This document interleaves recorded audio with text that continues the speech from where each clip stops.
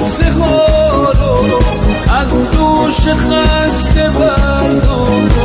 مفهوم استوارم به من بدون گردم. عهدی که با تو بستم هرگز شکستنی نیست. این عشق تا دم من هرگز گسستنی نیست. صبحت بخیر عزیزم بار که گفته بودی دیشب خدا نگهدار. بار که دست سرده از قلب خسته تو گوید حدیث